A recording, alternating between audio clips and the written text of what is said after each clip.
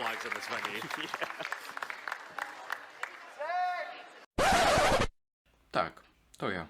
Zapewne zastanawiasz się, jak znalazłem się w tej sytuacji.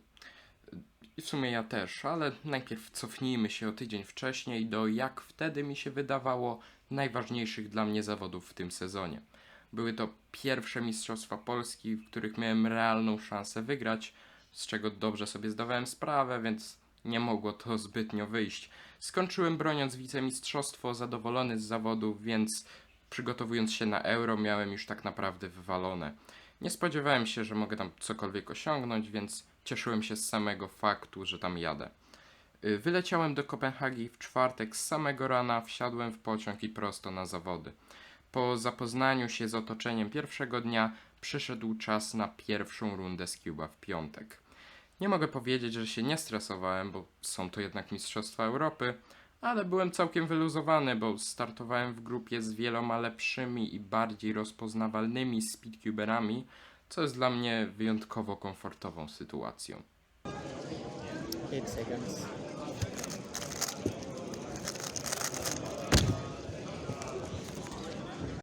Z takim nastawieniem podniosłem kubeczek i dostałem taką sytuację, czyli dosłownie nic. Zdecydowałem się ostatecznie na pomarańczowy, aby najpierw włożyć ten narożnik, ten i następnie z tym już połączonym bloczkiem włożyć ostatni.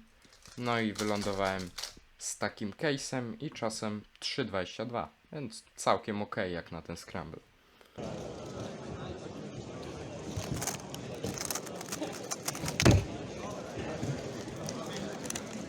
Kolejny scramble miał tylko jeden narożnik do włożenia. Udało mi się zwanlookować, jakby włożyć ten narożnik z tej strony. Niezbyt podobał mi się ten case i nie zdążyłem go zwanlookować, jakbym włożył z tej strony, więc stwierdziłem, że zaryzykuję. Wylądowałem z taką sytuacją. Czy było warto ryzykować? Nie wiem, ale czas ostatecznie wyszedł dobry, 2,58, więc to jest najważniejsze.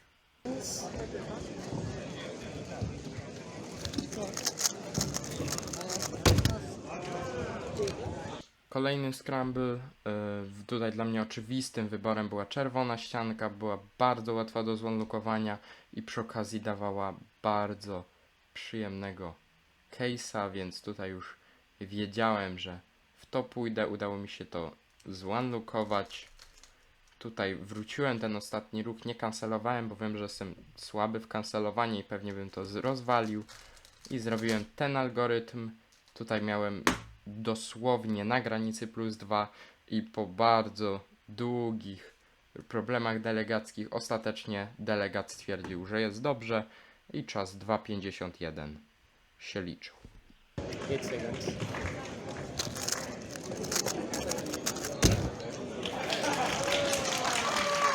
W kolejnym scramblu miałem tutaj duży bloczek niebieski, więc to jest oczywiste, szczególnie, że wiem, jak to bardzo łatwo zwanlookować, więc już wiedziałem, że w to pójdę.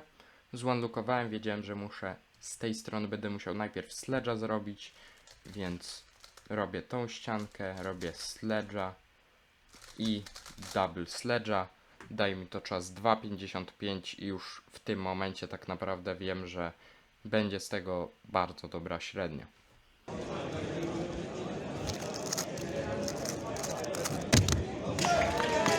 Nice. Na ostatnim scramblu pierwsze, co mi się rzuciło w oczy, to tutaj łatwa do zwanlookowania żółta ścianka. Nie był to jednak idealny case, więc szybko jeszcze sprawdziłem pomarańczową. Zdążyłem ją szybko zwanlookować, też nie była aż tak fajna, więc ostatecznie zostałem przy tej żółtej. Czy to dobrze, to nie wiem, ale udało mi się naprawdę bardzo fajnie, płynnie to ułożyć. 2,55 i dało mi średnią 2,56. Bardzo fajna średnia. Wiedziałem, że ta jakimś cudem wyjątkowo stabilna średnia da mi wysokie miejsce, ale nigdy bym się nie spodziewał, że to będzie pierwsze. I to pierwsze, wyprzedzając nawet rekordzistę świata Zejna Khananiego. To zmieniło drastycznie moją sytuację. Tak jak od początku wiedziałem, że druga runda będzie najcięższa, jako że moim głównym celem było dostanie się do finału, to po czymś takim czekało mnie naprawdę ciężkie 24 godziny przed kolejną rundą z Cuba.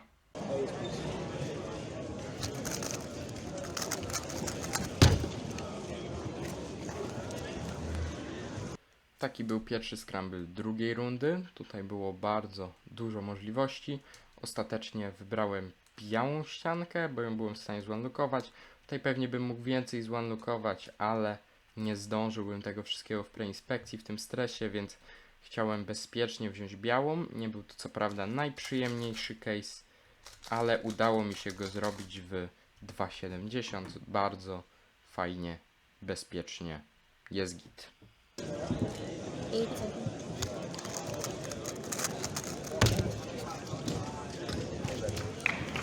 seconds. Tak wyglądał drugi scramble. Tutaj oczywistym dla mnie jest niebieski, bardzo łatwy do zunlockowania. Poza tym bardzo przyjemna sytuacja po nim wychodzi. Robię w ten sposób.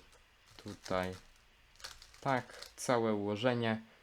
Czas 2,51, mogłoby być lepiej, ale jest naprawdę jak na razie bardzo dobre czasy.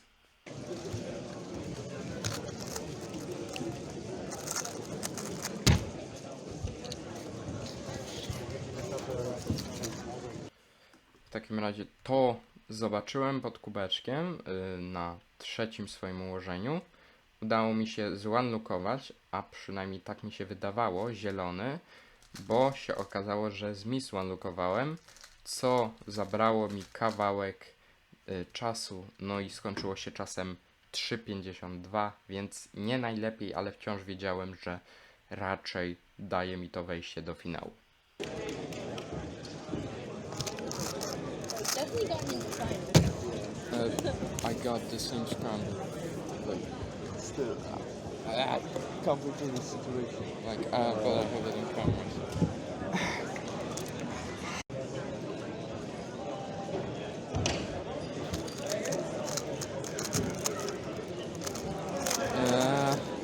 Yeah, DNF.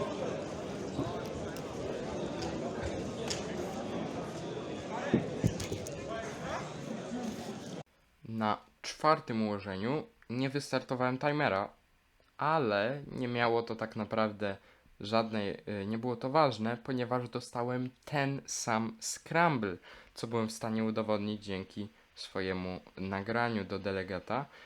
Jak się potem okazało, tamten scramble to był czwarty, przez to na czwartym dostałem trzeci, właśnie ten, ale znowu nie wystartowałem timera, więc dostałem DNF-a.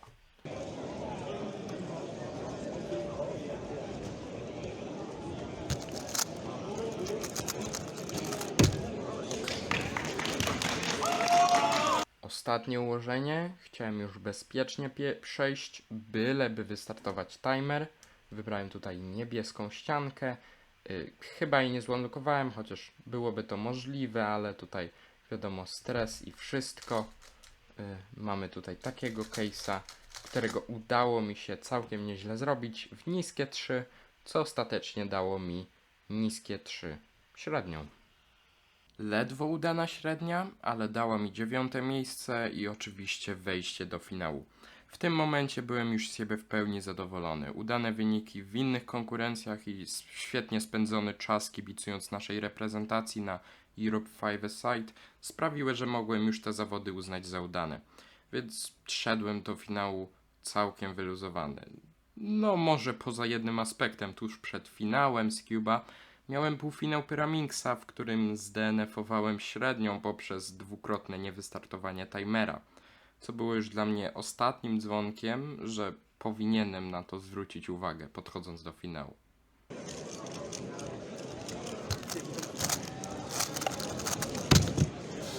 Oh, yeah, again.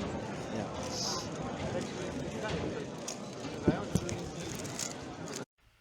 Pierwszy scramble finałowy zrobiłem na zielonej ściance w taki sposób.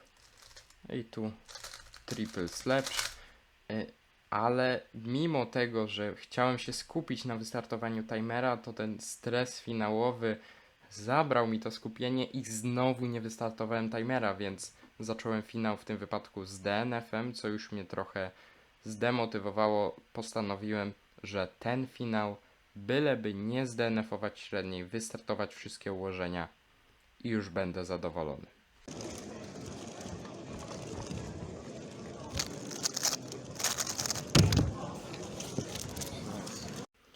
Jako że byłem skupiony na wystartowaniu timera, cały czas sobie w głowie tylko powtarzałem wystartuj timer i nie byłem aż tak skupiony w trakcie preinspekcji. Na początku wymyśliłem sobie żółtą ściankę, w ten sposób, ale w ostatnim momencie tutaj zauważyłem zieloną i stwierdziłem, że w sumie zrobię zieloną ściankę, co się okazało bardzo dobrym pomysłem, bo wylądowałem z takim oto case'em, co dało mi czas 2:12.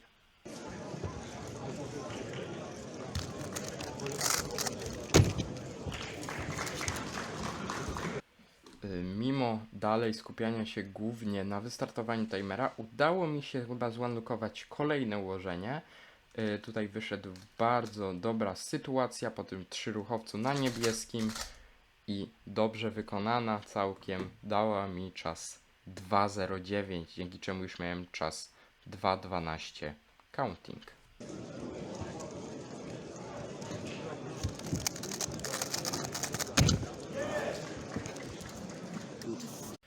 Na czwartym ułożeniu podjąłem chyba największe ryzyko, bo cały czas oczywiście skupiony, żeby wystartować timer, zdecydowałem się skancelować tutaj tą sytuację na pomarańczowym, że zamiast zrobienia ostatniego ruchu dokończyłem sledge'a, następnie zrobiłem 2 edge'owca.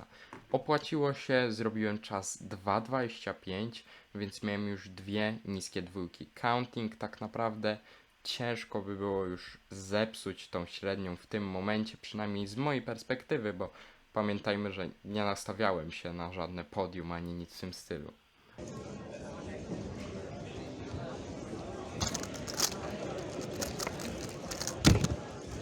That's still okay. Ostatnie ułożenie, już w pełni skupiony na wystartowaniu timera, jako że wiedziałem, że to mi wystarczy, żeby być z siebie zadowolonym. Szybko wybrałem żółtą ściankę, nie unlockowałem, chociaż pewnie bym dał radę. Zrobiłem, dostałem takiego case'a, bardzo zestresowały, go mocno zlokowałem, ale mimo to dałem radę zrobić czas poniżej 3 sekund, co dało mi naprawdę dobrą średnią 2:44. Co prawda, była to moja druga najlepsza średnia w życiu, ale nie spodziewałem się czegoś niesamowitego. Tak naprawdę ten wynik był w sporej mierze kwestią scrambli. Jednakże po wpisaniu wyników okazało się, że nikt ich w pełni nie wykorzystał i zostałem mistrzem Europy. Czy to kwestia szczęścia, talentu czy umiejętności, nie obchodzi mnie to. To, co się dla mnie liczy, to, że w końcu nie jestem jakimś tam zwykłym scuberem z Polski, tylko mogę powiedzieć, nazywam się Cezary Mach i jestem mistrzem Europy. 5 average respectively.